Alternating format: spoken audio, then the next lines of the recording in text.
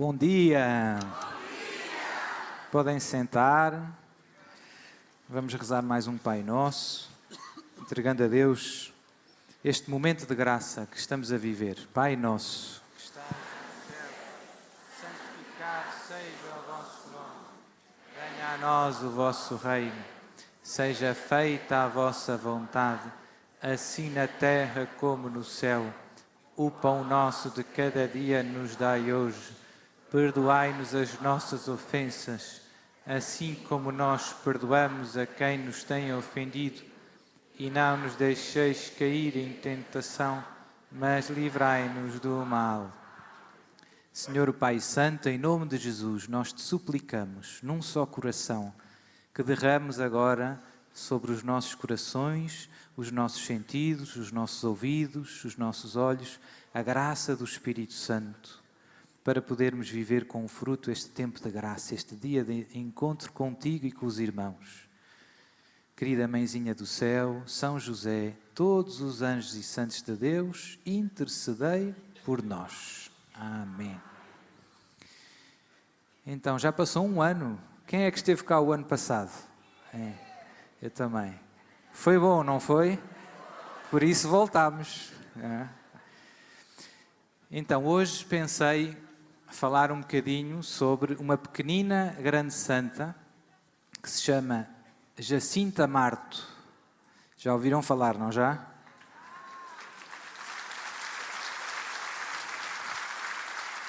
Daqui a poucas semanas, vai ser canonizada ali no recinto, pelo Papa Francisco, no dia 13 de maio.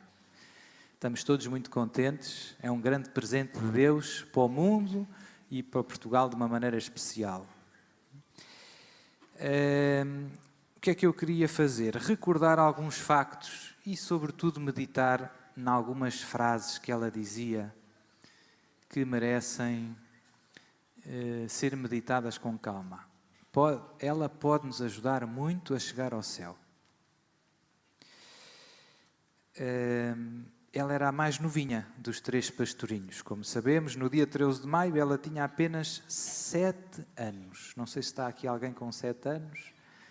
Mas 7 anos ainda é muito novinha. Né? E, portanto, tinha nascido em 1910. Eu nem sabia a data em que ela tinha nascido. Estive a procurar e encontrei. Dia 11 de março. Alguém faz anos no dia 11 de março ou não? Então, faz anos no dia da Jacinta, daqui a pouco da Santa Jacinta. Nossa Senhora disse aos pastorinhos que o Francisco e a Jacinta levam-os em breve. Logo na primeira aparição, não é? A Lúcia perguntou de onde é vosso Messias, sou do céu, e eu vou para o céu, vais para o céu, e o Francisco também, não é? E em relação ao Francisco e à Jacinta, disse que leva-os em breve. Em relação à Lúcia, ficas cá mais algum tempo, mais 80 anos, porque Deus quer servir-te de ti para me fazer conhecer e amar. Esta foi a missão da Lúcia. E assim foi. No ano a seguir, em 1918, aqui na Europa, houve uma gripe que matou muita gente, conhecida como a gripe espanhola. Não sei porque espanhola, mas... E logo aí adoeceram os irmãos, Francisco e Jacinta, 1918. O Francisco morreu passado pouco tempo, em 4 de abril de 1919, aqui na casa dele, ali nos Valinhos. A Jacinta não, ainda durou mais um ano, morreu em 20 de fevereiro de 1920. E... Nossa Senhora apareceu e a própria Jacinta teve várias visões que a irmã Lúcia não viu e que o seu irmão Francisco não viram. Mesmo durante o tempo das aparições, às vezes os pastorinhos estavam a rezar no poço ou em algum lado e a Jacinta conta à irmã Lúcia e ao Francisco que viu o Santo Padre muito aflito, a chorar, ou que viu a guerra e muita gente a morrer, ou muita gente com fome. Onde é que encontramos tudo isto? Nas memórias da irmã Lúcia, que vale a pena reler. Eu penso que este ano faz 100 anos da mensagem de Fátima. Eu deixo já aqui uma sugestão uma espécie de TPC, que é reler as memórias da irmã Lúcia. Lêem-se bem, é rápido e têm muito fruto. E às vezes toda a gente vem a Fátima e fala-se de Fátima, mas não se fala das mensagens. Não se fala das palavras de Nossa Senhora. Não se fala dos pedidos. Não se fala do mais importante, às vezes. Então, o desafio é reler, redescobrir. A minha vida mudou muito. Eu vinha a Fátima a pé, com jovens, e quando eu comecei a ler a mensagem de Fátima, foi uma espécie de acordar para muitas coisas que às vezes esquecemos com facilidade.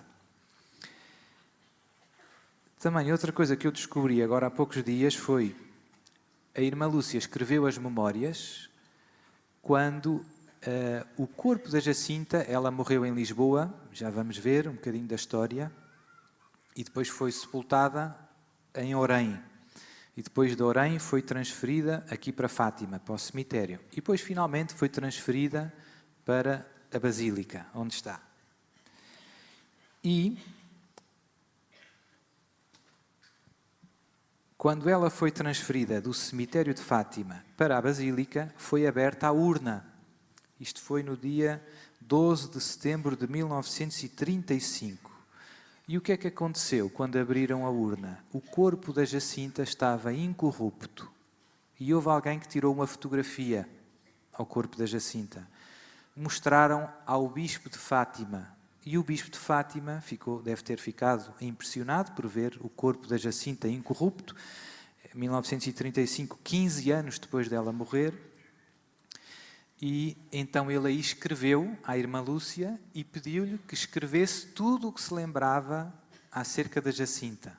E por isso as memórias da irmã Lúcia começam com ela a contar o que ela se lembrava da Jacinta.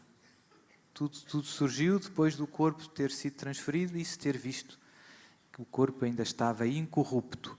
Acontece às vezes, há alguns santos em que o corpo está incorrupto. E que é mais um milagre, mais um sinal de que Deus está aqui. Então a irmã Lúcia escreveu. Agora eu não vou usar muito as memórias da irmã Lúcia, que são mais conhecidas. Lá nas memórias da irmã Lúcia, como eu disse, temos a Jacinta vê o Papa. Na terceira memória, vê a guerra. E depois há umas palavras muito bonitas. Nossa Senhora também aparecia à Jacinta, ainda ela estava aqui em casa, antes de ir para o Hospital de Lisboa, Nossa Senhora aparece-lhe e pergunta-lhe, vale a pena relembrar. E ela conta isto à prima, à irmã Lúcia.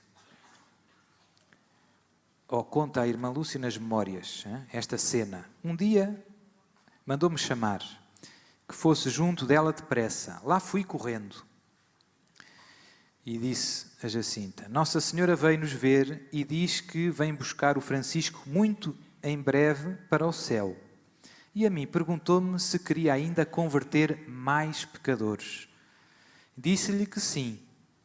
Disse-me que ia para um hospital, que lá sofreria muito, que sofresse pela conversão dos pecadores e em reparação dos pecados contra o Imaculado Coração de Maria e por amor de Jesus. Perguntei se tu ias comigo. Disse que não. Isto é o que me custa mais.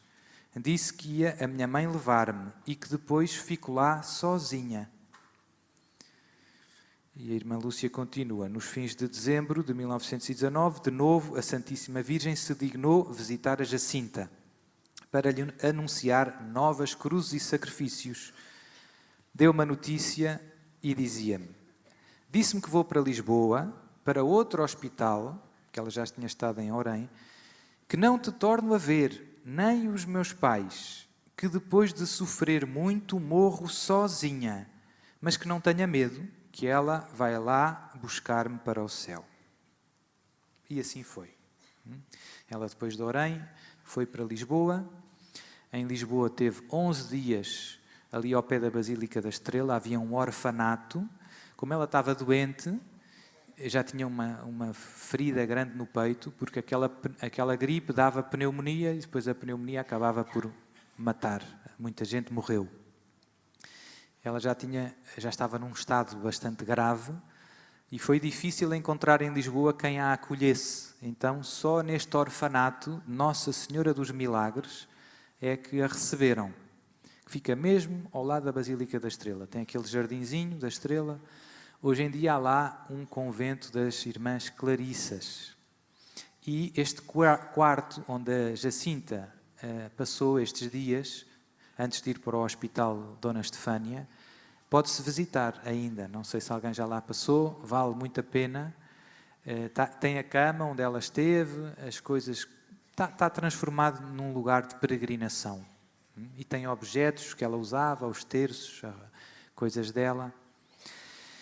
E nesses poucos dias que ela teve ali, a superiora era a Madre Godinho, que percebeu rapidamente que esta criança era alguém muito especial, pela maneira dela viver, pela maneira dela reagir, pela paciência, pelo amor. Então, e a Jacinta, como já estava sozinha, já não tinha os pais, já não tinha a prima, Lúcia, estava completamente sozinha, no sentido de que não tinha os seus mais próximos. Ela começou a, digamos assim, a desabafar, a confidenciar com a Madre Godinho, a quem ela chamava Madrinha. Houve um padre que escreveu um livro que também é muito conhecido, que também vale a pena reler, que é o padre João De Marchi, um padre italiano que fez uma pesquisa, veio, graças a ele é que temos os missionários da Consolata ali ao pé do santuário, tem aquele hotel que antes era um seminário, foi ele que trouxe os missionários da Consolata para Portugal. E ele no fundo andou a procurar, a pesquisar os familiares dos pastorinhos, as pessoas que conviveram com os pastorinhos, e fez um livro que se chama Era uma Senhora Mais Brilhante que o Sol, que ainda se publica, se não me engano. Já vai na 26ª edição. Portanto, eu penso que ainda se consegue encontrar aí nas livrarias. E nesse livro, no final, na parte final, é que nós temos algumas páginas em que a Madre Godinho, ela fez uns apontamentos das coisas que a Jacinta lhe dizia. E o padre João De Marchi depois publicou isso no livro dele. Não é muito conhecido, mas vale a pena saborear porque são, digamos assim, pérolas. São frases muito bonitas, muito profundas e impressionantes na boca de uma criança com 9 anos. Não há outro... Ó Deus, ó Nossa Senhora, a ajuda, uma criança de 9 anos não diz aquelas coisas. Então era isso que eu queria partilhar hoje convosco.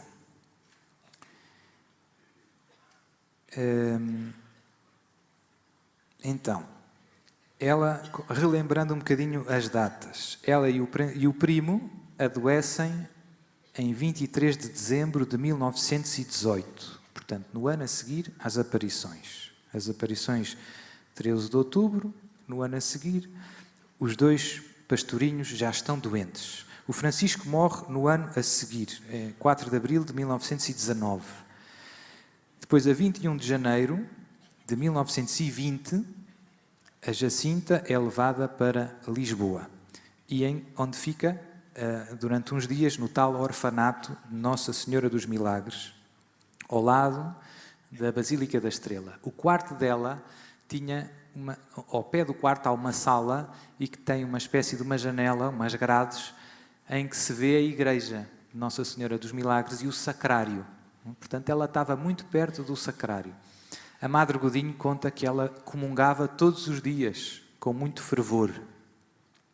E que antes de ir para o hospital, confessou-se e comungou. E depois no hospital teve mais uns dias, mais 18 dias, e antes de morrer recebeu mais uma vez os sacramentos, e aí morreu, como Nossa Senhora disse, sozinha. Só estava com ela, na hora da morte, uma enfermeira. Então, a 21 de janeiro de 1920, ela é levada para Lisboa e fica aí uns dias ao pé do Jardim da Estrela, acompanhada por a tal Madre Godinho, a quem ela tratava por madrinha, minha madrinha. Passado uns dias, é internada no Hospital Dona Estefânia, ainda foi submetida a mais uma cirurgia, mas já não teve resultado e acabou por morrer. No dia 20 de fevereiro, pouco antes de fazer 10 anos. Ela nasceu em março, portanto, com 9 anos partiu para o céu.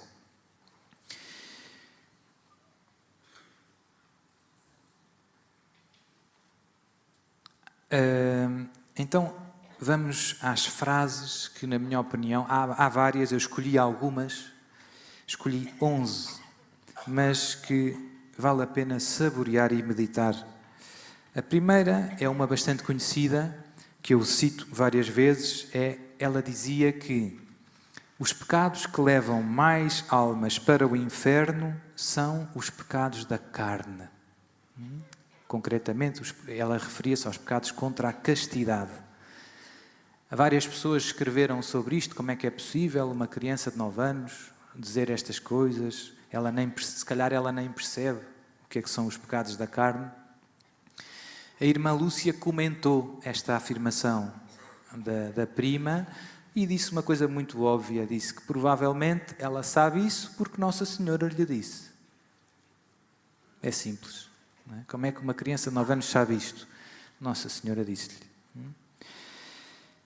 E como é verdade esta frase e como se aplica aos nossos tempos? Vejam bem, em 1920, quando ela dizia estas palavras, ainda estava-se a começar a difundir a rádio. Ainda não havia rádio. Já havia, mas ainda não era comum as pessoas ouvirem rádio. Não havia televisão, nem nada que se parecesse, nem internet, nem nada. As pessoas iam à fonte buscar água, acendiam-se as velas à noite. Era outro país, Portugal era outro país. E nessa altura, a Beata Jacinta já dizia os pecados que levam mais almas para o inferno são os pecados da carne. Agora, há uns meses, li um estudo impressionante ao ponto a que as coisas chegaram. Custa acreditar. Hoje em dia, segundo os estudos que se fazem, a idade em que as crianças têm pela primeira vez contacto com a pornografia é aos 11 anos, em média. Ou seja, a maior parte das crianças, por volta dos 11 anos, já viu a pornografia. Os pais nem sonham que isto acontece, mas isto já está assim. Isto já está assim. Hoje é tudo muito fácil, porque com os telemóveis, com a internet, com os colegas da escola, mesmo que os pais não lhes deem um telemóvel, os colegas da escola têm telemóveis, não é? E com computador no quarto, etc, etc, etc. Portanto, como isto é mais verdade do que a gente pensa. E depois por aí afora, não é? Também não sei exatamente a idade, mas a idade em que os jovens, em média, têm pela primeira vez a sua primeira relação sexual é 14, 15 anos, é baixa, é assustador. Não é? As coisas já chegaram a um ponto impensável. Não é? Quem vive, como é raro encontrar jovens que vivam castamente o namoro. Ó, Sr. Padre, hoje as coisas mudaram, isto já não é como era antes. E depois, este problema é um problema, depois isto há vícios, não é? Depois os jovens ficam viciados na pornografia, depois na masturbação, depois anda com esta, anda com aquela, anda com a outra, depois casa, continua a mesma história, não é? Depois vêm os divórcios, vêm os problemas e isto tornou-se uma grande, digamos assim, epidemia de pecado. E por isso esta frase da Jacinta, que nos pode chocar um bocado, às pessoas mais velhas pode parecer um exagero, os pecados que levam mais almas para o inferno são os pecados da carne, é mais verdade do que nós pensamos. É mais verdade do que nós pensamos. E, infelizmente, às vezes, os pais não ajudam os filhos, não se fala sobre estes temas. Depois, na catequese também não se fala muito. O padre não vai falar disto na missa. É um bocado desagradável falar destas coisas na missa. E, por isso, a catequese que as crianças recebem sobre estes temas é a dos colegas da escola, é o que diz a internet, é o que diz a televisão. E por isso é uma batalha grande. E vale a pena porque o que está em causa são a salvação das almas.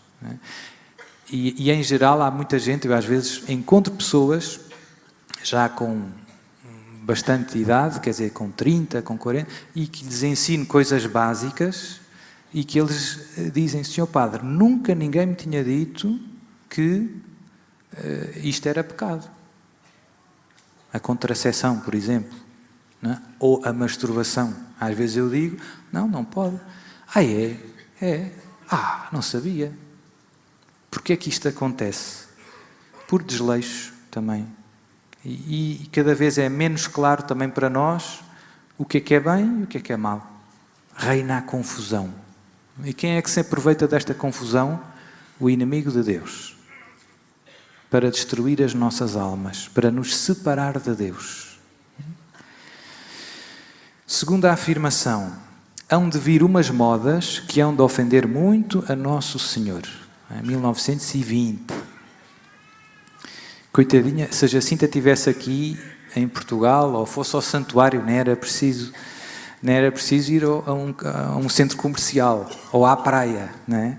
Basta que fosse ao santuário no verão e tinha um ataque de coração. Porque hoje em dia, não é? Basta ver as fotografias, como é que eles se vestiam e como é que hoje nós nos vestimos. Eu penso que em geral, o problema aplica-se mais às senhoras. As senhoras não fazem em geral, não fazem com maldade, com malícia. Mas, quando morrerem, vão ver que sempre que, por minha causa, por descuido da minha parte, eu levei outra pessoa a pecar, Deus vai-me pedir contas. Deus vai-me pedir contas. Há pessoas que eu conheço que depois dizem: Sr. Padre, mas eu até queria comprar uma camisa normal ou assim, mas não há. Tudo o que se vende é com a barriga à mostra. Não é? Então, começa uma loja a dizer roupa de Jesus. Não é? A irmã Lúcia dizia, há um livro que ela escreveu, também vale a pena reler, que se chama Apelos da Mensagem de Fátima. Então, nesse livro, a irmã Lúcia fala disto, fala da modéstia no vestir, e diz duas coisas. Um cristão devia vestir bem, com modéstia, por dois motivos: para não ofender a Deus, e o segundo motivo é para dar testemunho que é cristão. É bom que se veja: eu sou de Jesus. Eu sou de Jesus. Né? E isso implica coragem, implica remar contra a maré. Quando se é mais velho, já custa menos. Quando se tem 15 anos e estamos muito ligados ao grupo de amigos e à escola, custa mais. Não é? Porque é que estás com essas calças tão largas ou com essa camisa tão não sei o quê? Que é isso? Não é? Então as minhas colegas da escola não me ajudam, não é? A vestir. Há toda uma cultura, é moda. Não é? E é normal querer estar um bocado na moda. Mas é preciso discernir e distinguir. Aquilo que é bom, estes óculos verdes estão na moda. Isso não tem mal nenhum. Então, se quiseres, podes ter uns óculos verdes. Agora, estas calças justas, ou este top com a barriga à mostra, ou etc, estão na moda, ou transparente, ou muito decotado. Não é? Então eu tenho que pensar, e isto? Jesus gosta? Isto ajuda-me a ir para o céu e a levar os outros a ir para o céu? Se sim, posso usar. Se não, não. Não serve para um filho de Deus. Tem que resistir, tem que remar contra a maré, ir contra a corrente. Não é preciso andar despenteada e mal cheirosa. Não é isso que eu estou a dizer. Pode estar bem arranjada, mas vestida com modéstia. E se quiserem um conselho, eu até acho que tem mais pinta assim. Tem mais pinta uma jovem arranjada. É verdade.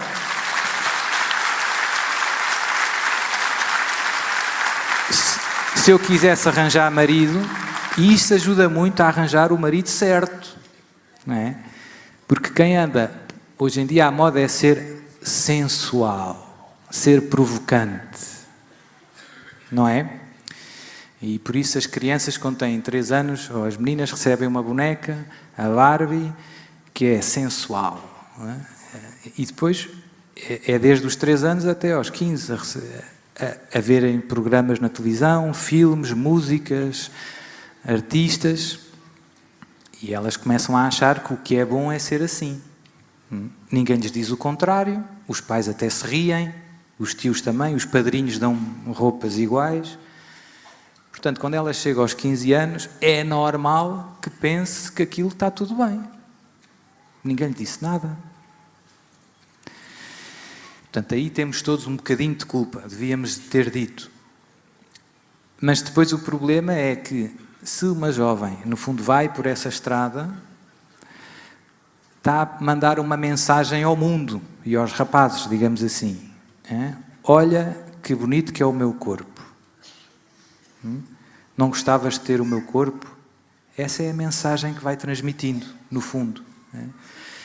E a tentação é, a nossa cultura é, as pessoas valem pelo que vale a sua aparência. O desafio é ajudar as outras pessoas não a olharem só para o nosso corpo. É verdade que o corpo foi Deus que o fez e tem uma grande dignidade. Mas quem sublinha só esses aspectos, ou quem exalta esses aspectos, tudo o que está ligado à sexualidade, ser sensual, provocante, no fundo está a dizer que eu valho por isso, não é? E estou-me a apresentar de alguma maneira como um objeto. Não é?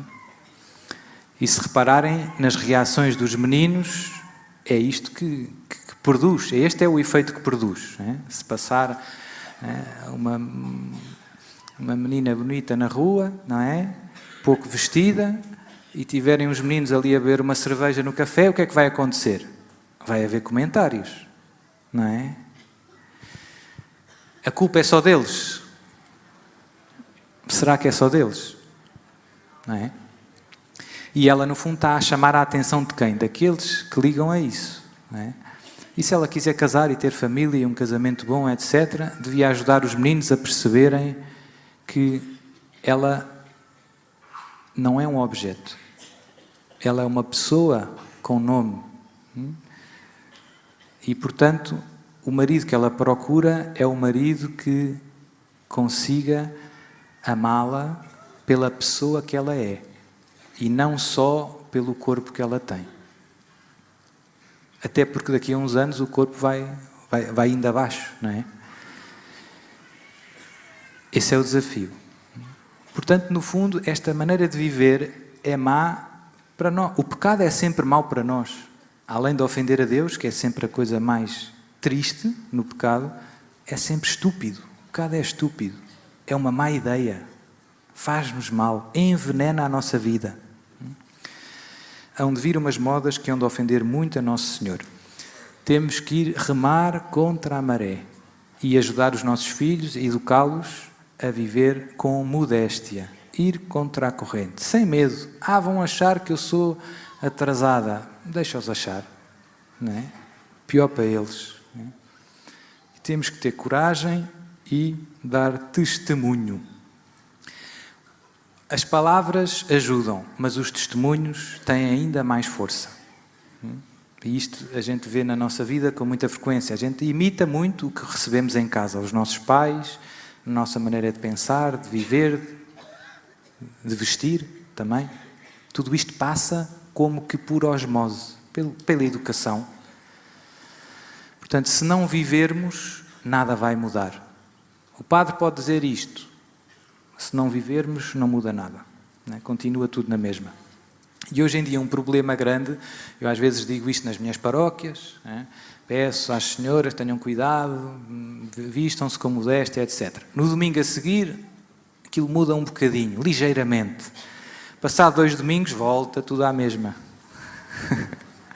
Lá vou eu outra vez, peço que tenham cuidado, não sei o quê.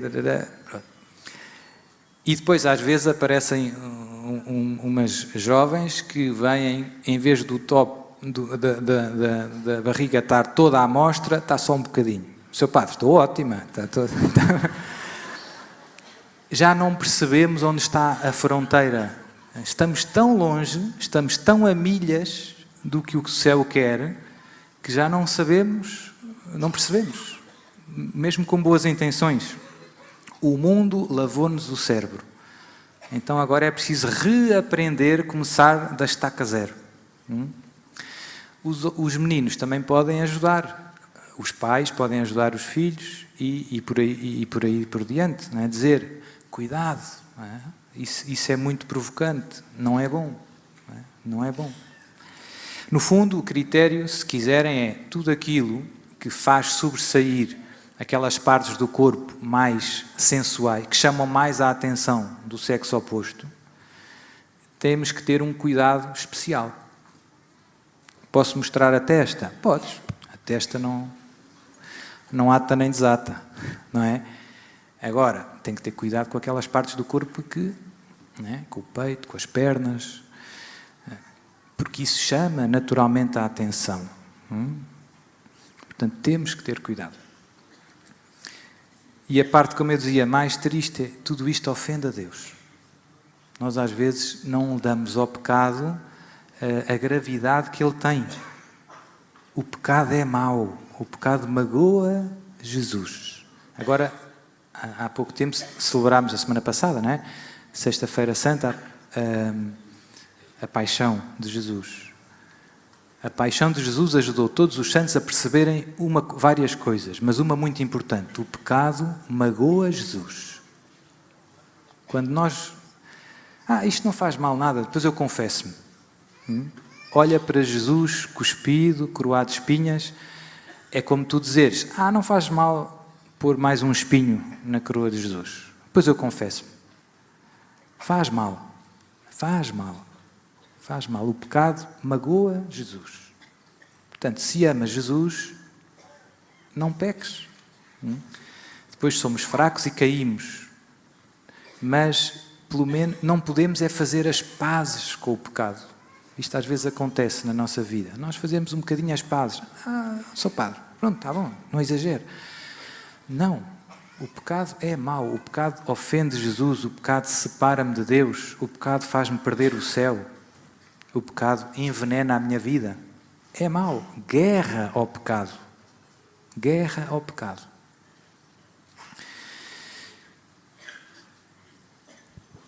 Terceira afirmação da Beata Jacinta. Os pecados do mundo são muito grandes. Se os homens soubessem o que é a eternidade, faziam tudo para mudar de vida. Os homens perdem-se porque não pensam na morte de Nosso Senhor e não fazem penitência. Isto tem tudo a ver com o que estávamos a dizer. Os pecados do mundo são grandes. Nós achamos que não são assim tão grandes. Se os homens soubessem o que é a eternidade, faziam tudo para mudar de vida. Há um padre amigo meu que diz: o céu não é tão bom como o que dizem. É muito melhor. Por mais que a gente se esforce, não conseguimos ter uma pálida ideia do que Deus preparou para nós. E eu brinco com alguns exemplos que nos ajudam. Imaginem que esta semana há jackpot do Euromilhões. E que o meu vizinho, a minha vizinha, que é muito simpática e sabe que eu tenho umas dívidas para pagar, comprou um bilhete para mim e pôs-me no correio.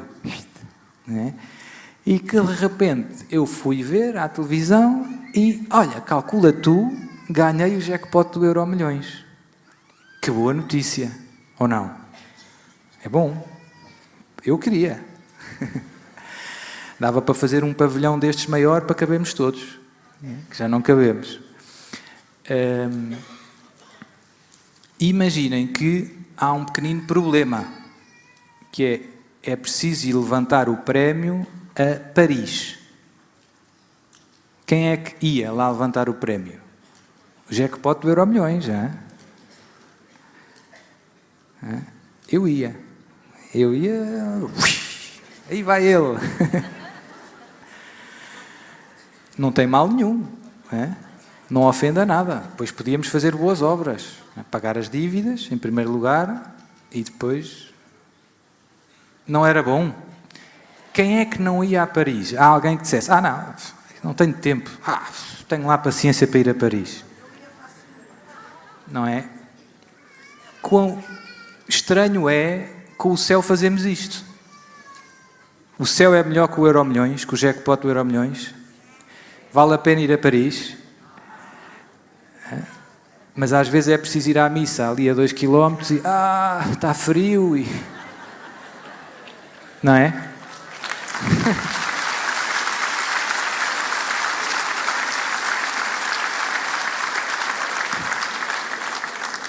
Eu às vezes pergunto, então e tem ido à missa? Seu padre, não fui porque não houve lá missa. Não houve lá missa, mas havia a 2 km. Não é? O céu vale todos os sacrifícios. O nosso amor a Deus mede-se pelos sacrifícios que somos capazes de fazer por Ele. O teste do amor, se nós quisermos, é o sacrifício. Na lua de mel é fácil estar apaixonado.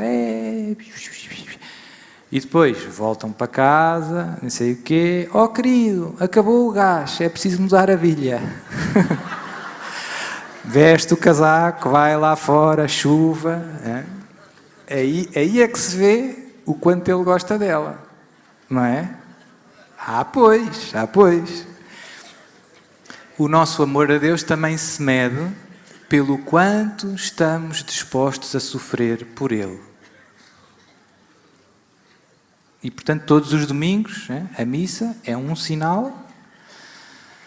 É engraçado, eu uso muito a analogia do futebol, porque é uma coisa que nós temos bem na cabeça, não é? Mas há pessoas que, às vezes, por exemplo, o Benfica vai jogar a final da Taça UEFA, ou da Taça... Vou pôr o Sporting, as pessoas já sabem que eu sou do Sporting. Lá empatou ontem. E bem merecia, não é? Eu costumo brincar, dizer, os sportinguistas têm mais facilidade em ir para o céu. Porque é só sofrer e nunca desanimam, não é? É preciso acreditar. No Benfica é fácil. Enfim, mas isto para dizer, às vezes eu ouço histórias que me fazem pensar no que é o amor. Exemplo, há pessoas que o clube deles, vamos supor, o Sporting vai ao final da Taça UEFA e o jogo vai ser não sei onde, em Inglaterra. Há pessoas que, para ir ver o jogo, não têm dinheiro. O que é que fazem? Pedem um empréstimo ao banco. É verdade, isto que eu estou a contar é verdade. Marcam um bilhete, marcam um hotel, convidam os amigos, né? Vão para lá, o bilhete custa uma fortuna, o hotel também, etc. Né? E ele vem todo... E depois ainda por cima, o Sporting perde. E ele vem chateado porque o Sporting perdeu. Mas para o ano, se o Sporting for à final, vai outra vez. Né? O que é que isto mostra? Que ele é preciso... Se alguém lhe perguntasse, tu gostas do Sporting? Era preciso fazer esta pergunta? Não era preciso. A vida dele mostra que ele gosta. Porque ele está disposto a fazer grandes sacrifícios por aquilo. O mesmo vale para a nossa relação com Deus. Alguém que leia as memórias da irmã Lúcia e veja a vida da Jacinta, não lhe precisa de perguntar se ela gosta de Jesus e de Maria. É óbvio. É óbvio. A vida dela é agradar, servir, sacrificar-se por Jesus, por Nossa Senhora. É óbvio. Nós, às vezes, a nossa resposta a Deus, o nosso amor a Deus é fraquinho. Porquê? Porque ao primeiro obstáculo nós encalhamos. Não deu, seu padre. Não mate nem roubo. E ficamos por aí. Infelizmente. E, portanto, estes exemplos dos santos devem nos ajudar a tentar, pelo menos tentar, sermos mais generosos com Deus. Não guardar as migalhas para Deus. Às vezes na nossa vida vivemos como se Deus não existisse e depois sobram umas migalhazinhas e pronto, oferecemos as migalhas a Nossa Senhora de Fátima. Oferece a tua vida, oferece o melhor da tua vida a Deus. Não ofereças as migalhas. E isto aplica-se a cada dia. Às vezes oferecemos as migalhas. Tem rezado o terço. Seu padre, eu adormeço sempre. Porquê? Porque rezas o terço, começas a rezar o terço às 11 da noite. Porquê é que não começas às 10 da manhã? Porquê é que deixas para o fim do fim? Se não tiver mais nada para fazer, vou rezar o terço. Não. Começa, dá o melhor da tua vida a Deus. E isso aplica-se o melhor do teu dia, o melhor não sei o quê. Não guardes o resto. Deus não merece as sobras. Deus não merece as sobras.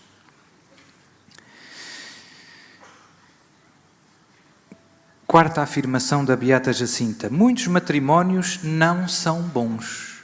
Não agradam a Nosso Senhor, não são de Deus. Aqui ela não explicou porque é que não são bons. Podemos só fazer suposições. Mas vemos, basta olhar à nossa volta, que de facto não faltam crises e problemas na família. Olhamos à nossa volta e no fundo na raiz de tudo, se me quiserem, qual é a raiz de todos os problemas da família? Falta Deus. E portanto falta amor. Então quando falta amor, falta paciência, falta compreensão, falta perdão, falta sacrifício. E por isso é só uma questão de tempo. A coisa vai arrebentar. Bum! Se falta amor, nenhum casamento se aguenta. Até pode a fachada parecer que está tudo bem. Vão às festas juntos, riem para as fotografias, mas lá dentro está tudo mal. Está tudo mal. Pois os padres, não é? E por isso, hoje em dia, os problemas grandes que temos nas famílias, no fundo, resumem-se à falta de Deus. Deus é amor. Quem tem Deus na sua vida, tem amor. E por isso, por mais obstáculos que apareçam, o amor tudo supera. Se falta amor, encalhamos. Em Portugal, a taxa de divórcio já é 75%. Em cada 4 casamentos, 3, bum! E hoje em dia as pessoas já nem se casam. Não acreditam. As pessoas mais novas, às vezes eu falo com os mais novos, há que casar, seu padre. Para quê? Para me divorciar passado uma semana? E de facto, tem alguma razão no sentido que o exemplo que os mais velhos dão não anima ninguém a querer casar-se. Não anima. Agora, o drama disto tudo é que as pessoas mais novas pensam que o amor não existe. O drama disto tudo é porque, como já não veem casais, famílias onde há amor, começam a achar que isso do amor é conversa fiada, não existe. Isto é um drama. Isto é um drama porque ninguém vai ser feliz se não souber amar. Seja onde estiver. E a lógica do mundo é o salve-se quem puder. A lógica do mundo é egoísta, individualista. Ninguém vai ser feliz sem os outros. Isto depois tem coisas culturais. Portanto, sem família, no fundo sem amor, onde é que é o lugar que Deus escolheu para que nós experimentássemos o que é o amor? O que é o amor verdadeiro? É a família. Fora da família, se eu for ali a um café, tenho que pagar. Tenho que pagar. Se for pôr gasolina, tenho que pagar. Ó, só pago. Pago. Mas em minha casa, a minha mãe fartou-se de mudar fraldas, nunca me cobrou nada. Não sei se já deram por isso. A família é o lugar onde experimentamos o verdadeiro amor, ou seja, o amor gratuito, o amor incondicional. Apesar dos disparates que eu fiz, A minha mãe continua a dar-me beijinhos e a gostar de mim. Isto é o amor. O meu patrão não tem tanta paciência. Se eu pisar o risco, ao meu amigo, vá à vida. Se hoje as crianças, se hoje nas famílias se acaba o amor, significa que muita gente já não experimenta o que é o amor. E depois não sabe amar porque não experimentou o que é o amor. E isto é uma bola de neve que destrói toda uma sociedade. Porque é que os mais novos não se querem casar, se casam corre mal, porque não sabem o que é o amor. Amar é dar-se aos outros, e quem se dá aos outros sacrifica-se pelo bem do outro, vive em função do outro, ajuda, compreende, corrige. Hoje os pais não estão para corrigir, dá trabalho. PlayStation, vai jogar computador. Outro jogo, estás a chorar, outro jogo, não é? Muda o jogo. E as crianças precisam de colo, e de estar com os pais, e de conversar, e coisas que são tão importantes para experimentar o amor. Portanto, a crise da família vai ter, ou está a ter, gravíssimas consequências no nosso mundo. Esta geração que aí vem, que não experimentou o amor, vai se ver aflita. Nós, em países, sei lá, no Japão, temos, já não sei, no outro dia disseram, um valor astronómico de suicídios entre pessoas entre os 20 e os 40 anos. Mas tipo 40 mil por ano. Pessoas que têm dinheiro e que têm tudo, mas que se suicidam. O que é que isto mostra? Que não perceberam, que não experimentaram o que é o amor. E Deus quer que a gente faça esta experiência e é de graça. Não é preciso complicar. A gente experimenta isso aqui, neste dia da festa da misericórdia. É bom, não nos conhecemos de lado nenhum, mas há amor no ar.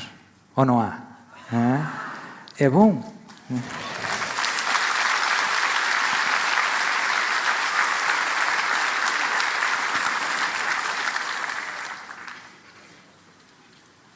O céu vai ser estar em Deus. E Deus é amor. Portanto, esta vida é uma preparação, é um aperitivo para dar uma espécie de mergulho no amor.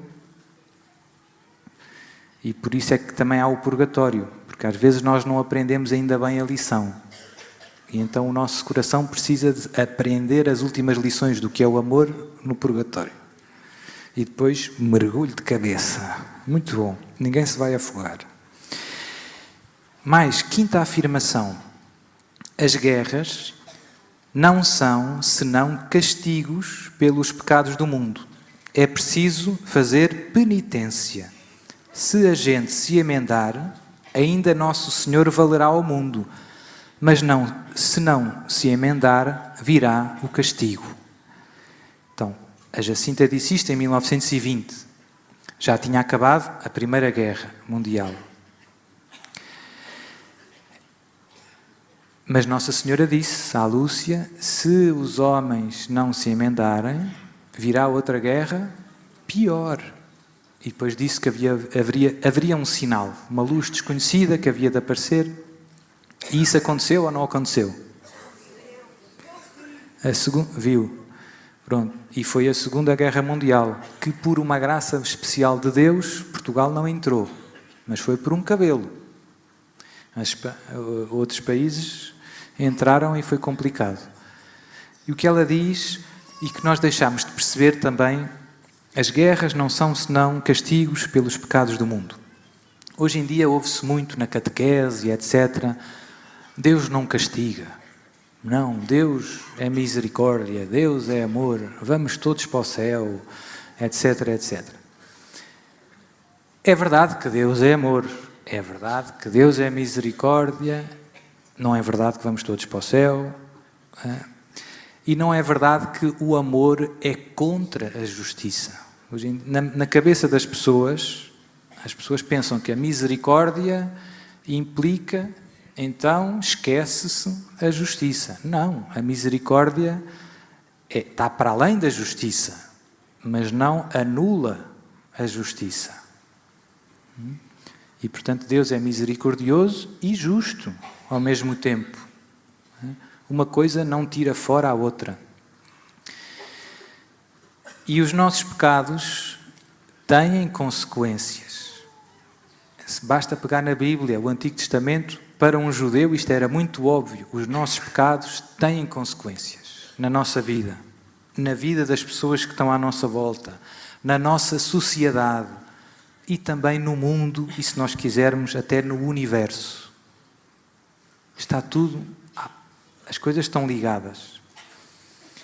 E, portanto, os pecados que fazemos têm consequências. Às vezes há coisas, por exemplo, que o corpo é muito evidente, não é? Às vezes fazemos alguns disparates, depois passam os anos e vêm os diabetes, vem o colesterol, não é? Ou vêm as dores nas costas, coisas que não devíamos ter feito, não é? Devíamos ter tido mais juízo. E na vida espiritual acontece a mesma coisa. Os pecados deixam consequências na nossa vida, na vida dos que estão à nossa volta. E introduzem uma certa desordem. E por isso é que há toda a catequese que Fátima é muito forte, da importância da expiar, reparar. Temos que, e Nossa Senhora, não é? Quando apareceu à Jacinta, eu acabei de citar, que sofresse pela conversão dos pecadores e em reparação dos pecados. Reparação dos pecados. É preciso reparar. Porquê? Porque a justiça assim o exige. Imaginem que eu roubei um Ferrari. Não é? Vou acelerar para Fátima. Depois vou-me confessar, ali às confissões. Seu padre, roubei um Ferrari. E o padre vai-me dizer, e já devolveu? Ó, seu padre, agora apanhou-me. É preciso devolver? É preciso devolver. Não é meu, não é? É do dono dele. Portanto, a justiça é uma virtude muito importante, muito importante. E temos que reparar, antigamente as pessoas tinham mais noção disso. Às vezes diziam, quando surgia uma doença, um problema, olhe, seu padre, seja para desconto dos meus pecados. Não sei se já ouviram alguma vez. Seu padre, que isto seja para desconto dos meus pecados. É verdade. Que sirva para reparar o mal que fiz. Reparar o mal que fiz. Aproveitarmos todas as nossas boas obras, tudo o que fazemos de bom, repara o mal que fizemos. Se não repararmos tudo, o que é que acontece? Purgatório. Não é? Que não é bom. É melhor reparar cá. Uma das graças grandes que todos sabemos da festa da misericórdia é que Deus nos dá a possibilidade de receber a remissão total das penas devidas no purgatório. É hoje. Essa graça é hoje. Depois o Padre Toninho vai falar um bocadinho sobre isso, espero eu. Então, mais duas ou três frases da Jacinta fortes. Minha madrinha, portanto, a madre, peça muito pelos pecadores, peça muito pelos padres, peça muito pelos religiosos. Os padres só se deviam ocupar com as coisas da Igreja. Os padres devem ser puros, muito puros.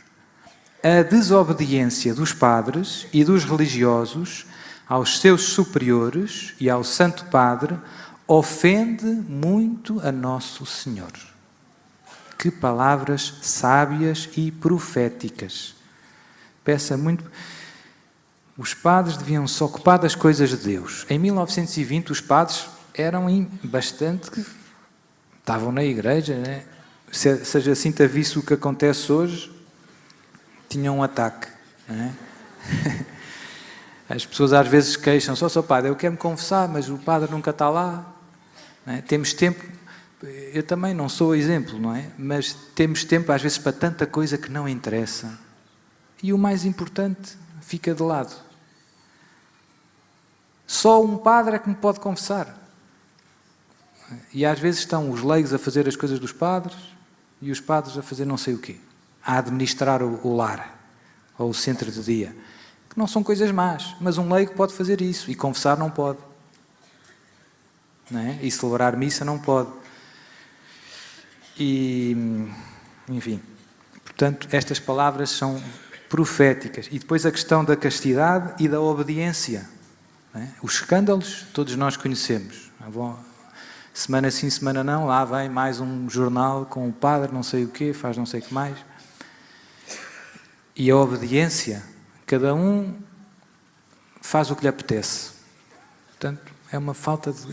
As pessoas vão a uma paróquia, ó, seu padre, eu queria batizar, mas o padre aqui diz que é assim, mas na paróquia ao lado é assado, na outra é cozido. Então como é que é? Eu digo sempre, olha, eu faço o que o Papa manda. Porque senão é a confusão total.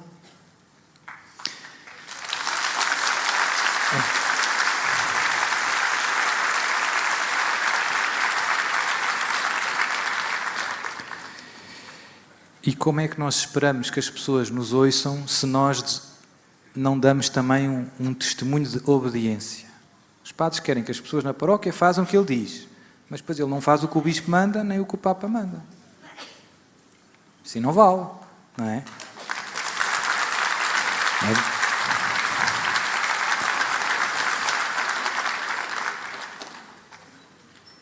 Servir a Deus é fácil, não é preciso ter ideias, é preciso obedecer ao que Deus nos pede. Minha madrinha, peça muito pelos governos, ai dos que perseguem a religião de Nosso Senhor. Em 1920 também o mundo era bem diferente. Hoje a gente vê tantos ataques à Igreja Católica. Em Portugal, em Espanha, é proibido o crucifixo, é proibido não sei o que mais, é obrigatório o Halloween. Não se pode ter o crucifixo na escola, mas o filho tem que ir vestido de bruxa no dia das bruxas.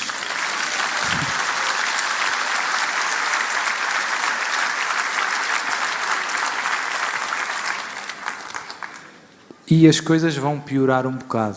Não é para vos desanimar. Agora ainda temos algum tempo de calma, temos que aproveitar para começar a rezar a sério e preparar-nos para a guerra espiritual. Vai ser difícil, no futuro, continuar a seguir Jesus. Vamos meter-nos em sarilhos.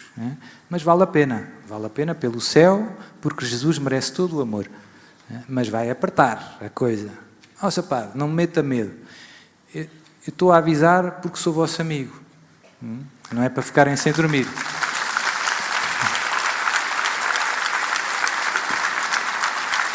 O que é que eu tenho que fazer? Tens que viver na graça de Deus, missa, confissão, terço, e conhecer bem a fé, a tua fé. Quando vier a confusão, tu sabes, não, Deus disse, Jesus disse, e não vais com a confusão. E o problema é quando a confusão é até dentro daqueles que dizem que seguem Jesus. Aí a confusão é complicada, não é?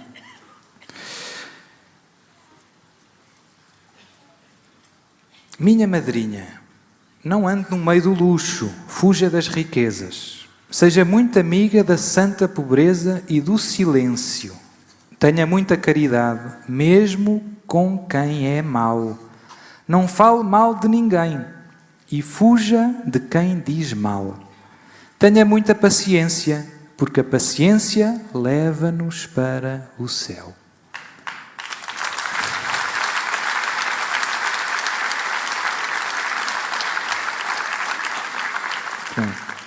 Como é que uma criança de 9 anos diz isto? Como é que uma criança de 9 anos diz isto? Seja muito amiga da pobreza, do silêncio. Como é que uma criança de 9 anos diz isto? Só a Deus. Tenha muita caridade com quem é mau. Não fale mal de ninguém.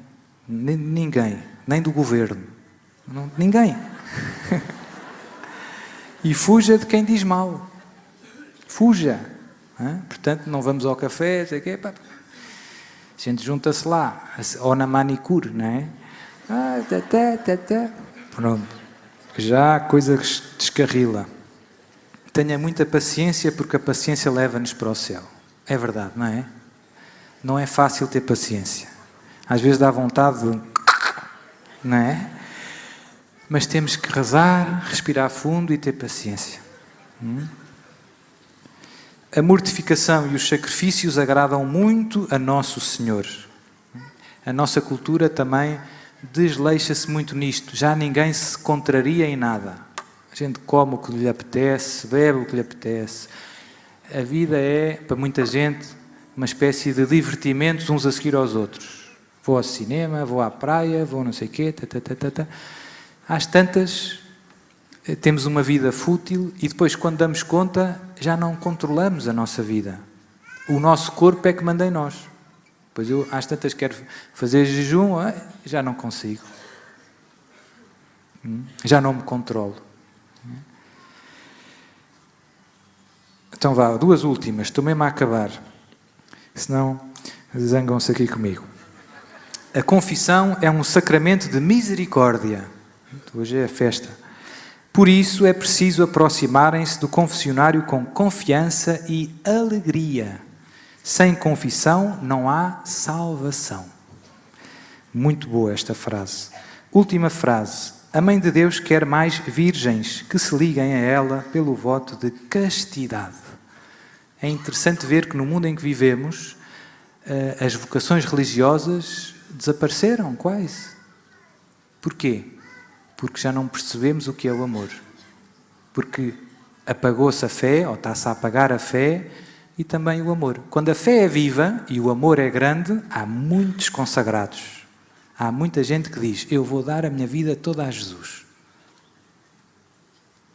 Portanto, vamos pedir à Beata Jacinta que